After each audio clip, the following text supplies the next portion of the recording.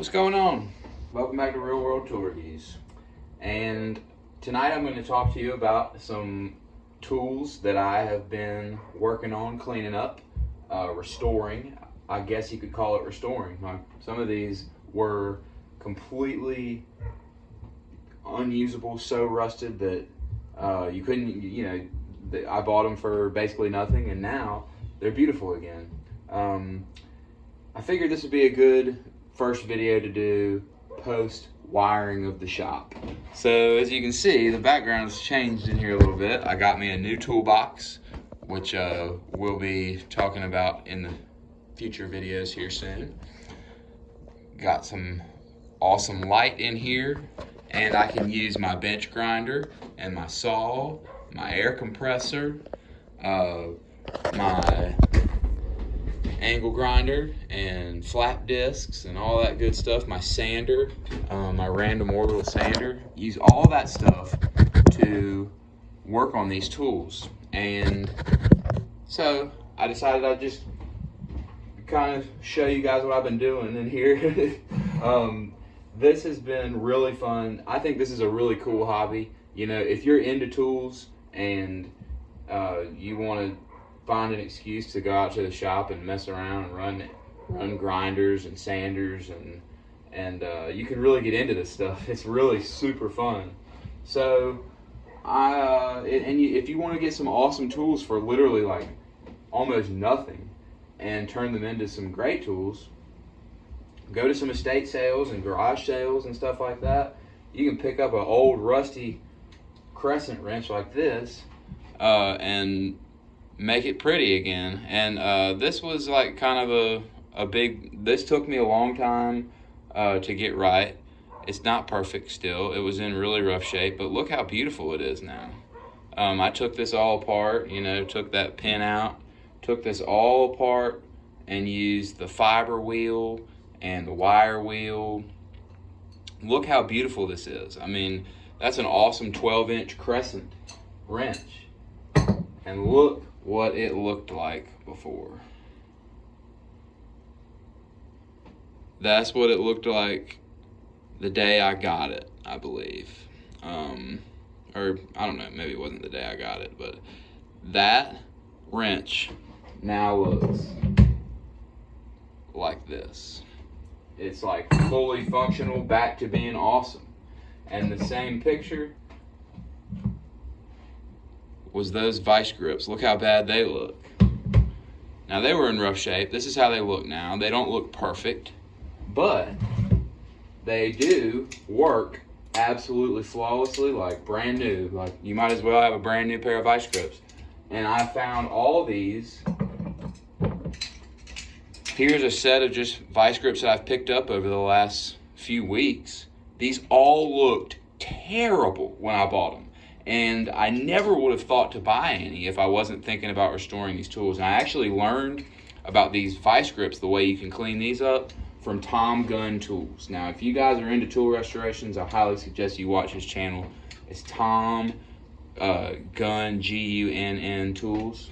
Go check out his channel, because I really kind of learned how to do a lot of this stuff from him. And I'm just learning. Like, I really don't know anything about it. But his videos taught me how to, taught me some stuff to get. Like, he uses this wire wheel and this fiber wheel. And I got these two things for my bench grinder. And this fiber wheel is really good for, like, kind of polishing up the steel without removing too much material. Like, you can really get a good shine, good finish. Like, that's how I got a lot of in here on this wrench, and like on some of these other, like these little pliers. I got these looking really good basically just with that fiber wheel, and it doesn't remove too much material. These are really cool pliers, and they looked terrible when I got them, and now look how beautiful they are. I mean, isn't that awesome? I think it's really awesome. I don't know.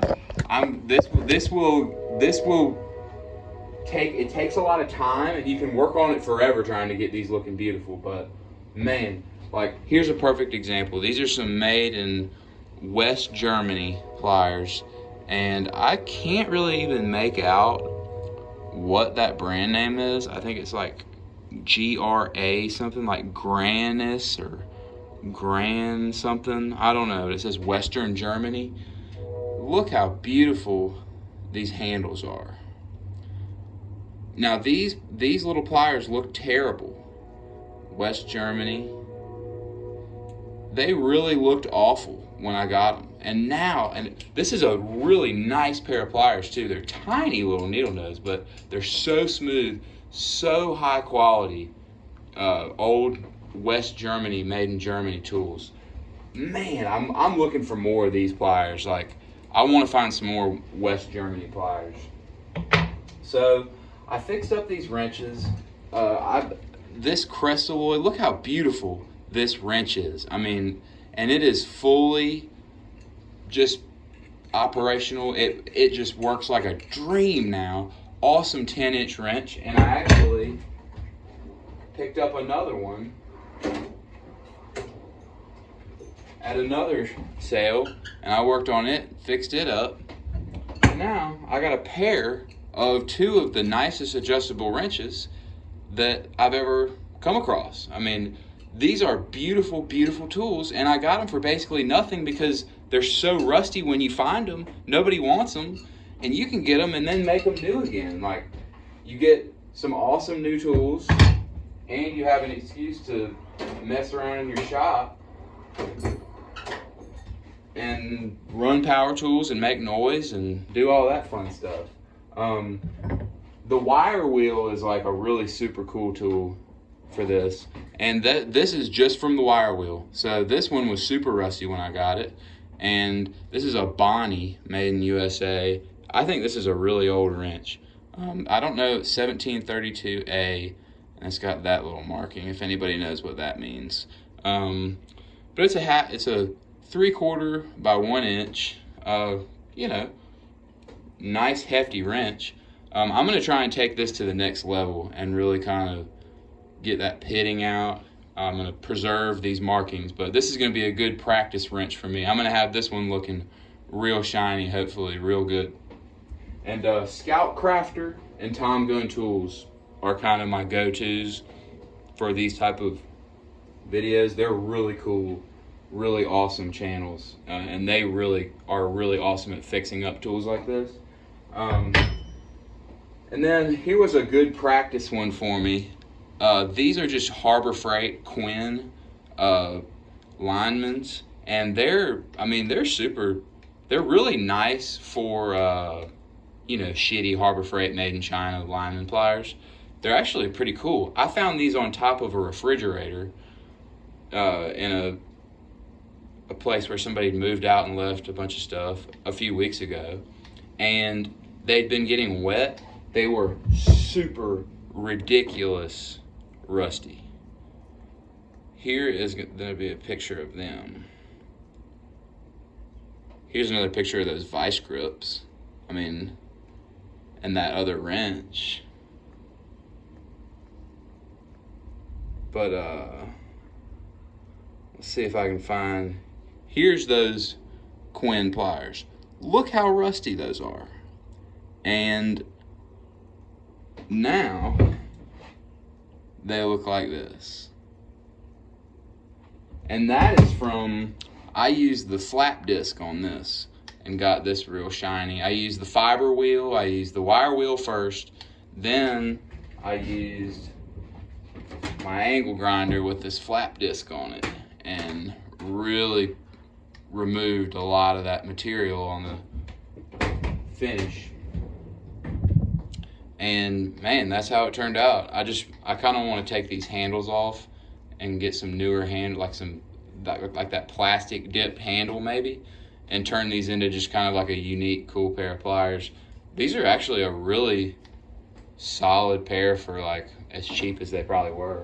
I got them for free. Good little practice, you know.